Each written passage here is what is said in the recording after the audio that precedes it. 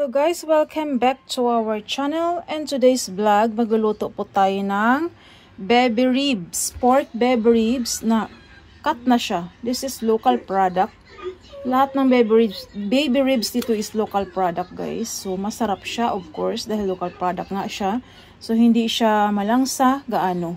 So yan, kakain tayo ng collagen guys. Regular tayong kumain ng collagen para maganda yun ating skin, dahil ang ating skin is produced of 75% collagen. So yan, pwedeng kainin yan kasi ano yan, collagen yung ano niya, yung bones niya. Kasi nga siya baby ribs. So malambot 'yun. Then ating luto nito is tonjeru. Tawag nila dito sa Japan, tonjeru. Ibig sabihin yung sabaw ng pork. So yan ang aking gagamitin, baby ribs. Then, ang ating pangdashi or seasoning is mesu. So, yan guys, mesu.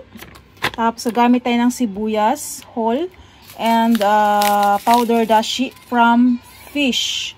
This one is from fish. Ayan, aji. Aji nga ba to? Oh. Ay, hindi. Galing siya sa isda na maliliit. Then, we use konyako. Ayan guys, black of konyako. Konyako siya. Then, gagamit tayo ng familiar ba kayo dito sa ano na ito? Gulay na ito. This one is tawag doon. Ugat ito ng so ayan, lotus root. Lotus root po ito guys. Buo pa siya. Then gamit tayo ng satuimo or gabi. Gabi hindi siya taruimo guys, kundi satuimo. Malagkit-lagkit siya. Then gagamit tayo ng 1 whole na medium size na carrots. Hindi ako nakabili ng isang gulay pero okay lang yan. Then i-prepare ko muna lahat, then keep watching until end. Hello guys, ito na po ang ating mga ingredients na ating nabalatan na. So let's start to slice and tell some stories about the veggies, kasi mostly dito sa mga gulay or mga produkto is nanggagaling po sa China. Like this one, lotus root, is ang nag-originate po nito is China. Then, kinakilala nila sa Japan. Ayan po ang kanyang laman guys. Lotus root. So, kung ano yung nakikita natin sa bulaklak ng lotus, na may butas-butas yung kanyang bulaklak, ganun din yung kanyang root. So, ang lotus root, hindi lang flower ang ini-enjoy, kundi pati especially ang kanyang ugat. So, napakasarap na to guys. Medyo sweet siya. Sweet na sobrang crunchy. Kahit ma-overcook siya, still crunchy. So, yun ang kanyang texture. Napakasarap at isa ito sa mahalagang pagkain ng mga Hapon. Yun. Then, ito naman, taruimo or tinatawag lang satuimo dito sa Japan. This one is a staple food or basic food nila ito bago ma-introduce ang rice dito sa Japan. So, ito yung kanilang pagkain. So, wala silang rice noong panahon ng mga nung unang panahon, wala silang rice ang mga Hapon. So, yun. Kanilang pagkain is basic food nila ito. Kumbaga, ito yung pinaka main food nila, staple food. Ito yung pinaka main food nila, kumbaga pinaka yung pinaka other choice, rather pag walang rice, ito yung pagkain natin, ganyan. Kaya humahaba ang buhay ng mga Hapon ng mga panahon na wala pang rice, kasi nga ito ay napaka-healthy na uri ng pagkain. So ito yung napakasarap nito guys, malagkit-lagkit guys. As in, hindi siya nadudurog. So malalaking hiwa natin kasi nga ito ay malalaki ang ating katakot naman to. Sobrang siya, malagkit-lagkit. And this one naman is isa din ito sa kanilang pinaka mahalagang pagkain sa kanilang bansa, kumbaga. Yun. Ang carrots naman, hindi ito nawawala lagi sa pagluluto. Ganito ang ating style. Habang iniikot siya, ating slice. Especially sa pagkain sa school guys, sa lunch ng mga bata. Everyday ito na nakakain ng mga tao dito ang carrots. Then, Kasi kahit maluto siya, ang kanyang kulay hindi nag-change. So, ibig sabihin yan, ang kanyang nutrients hindi pa rin nawawala kahit luto na siya. So, napaka-powerful ng carrots. I-enjoy natin ang texture ng ating gulay. Kaya malalaki ang pagkahiwa. Hindi naman ito basta-basta nadudurog din. This one again, this one also is, ang nag-introduce din itong konjac is, China din. Origin ng China din ang konjac. Ito ay, yam. Uri siya ng yam.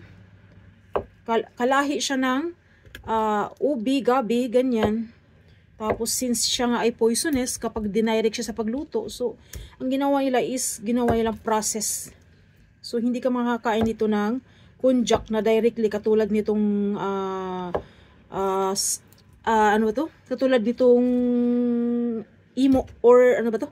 Ang nasa isip ko kasi guys is Japanese term, kaya nahirapan akong magsalita, pasensya na. Katulad sa ano ba yun?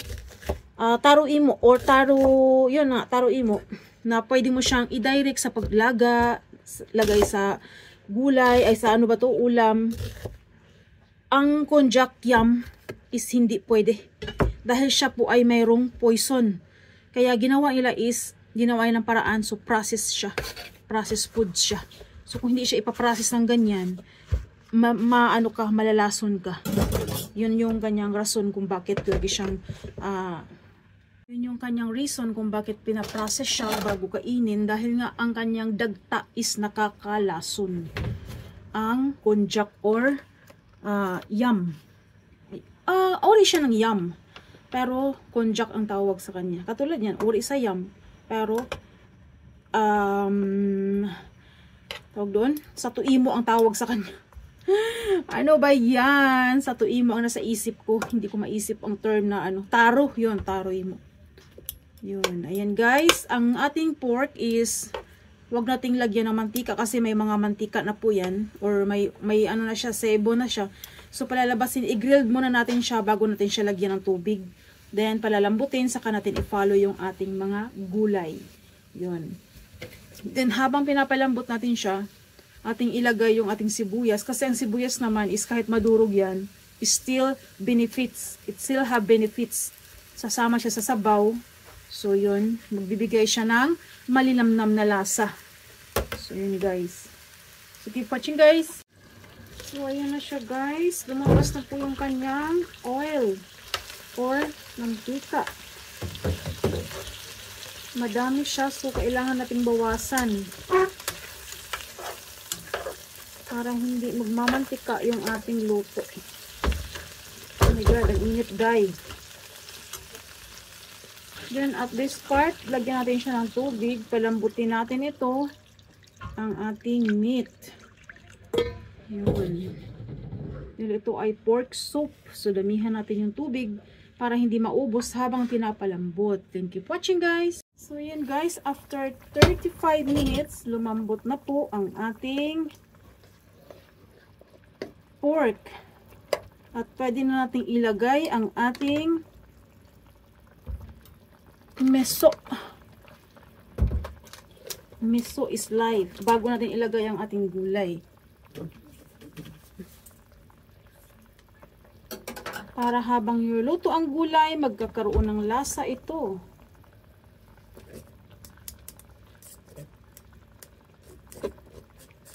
So ito po yung tonjeru. Actually, ang ginagamit naman nila madalas is yung manipis na hiwa ng met. Sa akin, gusto kong ganito. Kasi mas masarap kasi yung met ng ano ng ribs Tsaka hindi siya nadudurog.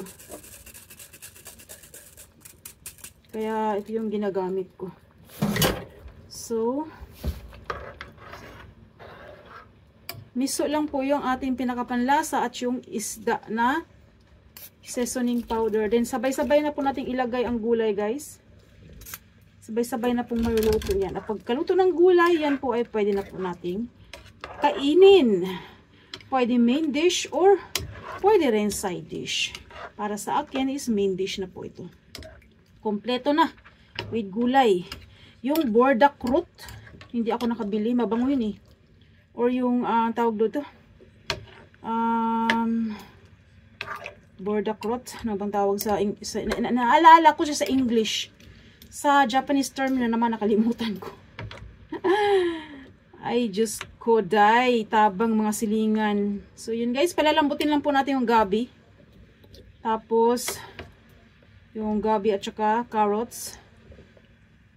At yung rincon or yung lotus root. Yun lang po yung ating palalambutin. At ito na po ay pwedeng kainin.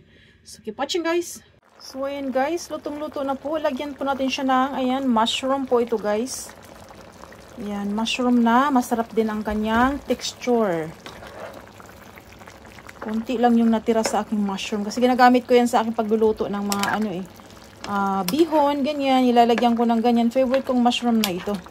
So, very tasty po siya guys. Miso lang po yung ating pinanglalagay sa kanya. At napakasarap po. Yan. So, until here guys, thanks for watching. Hope you enjoy our vlog. Our tonjiru. So much yummy dahil sa ating iba't ibang gulay na hinalo. Ito napakasarap nito. Ating lotus root. At syempre, dagdagan sa pangpalasa natin na miso. Ayan. Hindi siya nadurog, di ba? Yan yung maganda sa ano na ito, tawag doon. Taro imo. Yun. Perfect na perfect siya sa tonjiru. So until here guys, thanks for watching.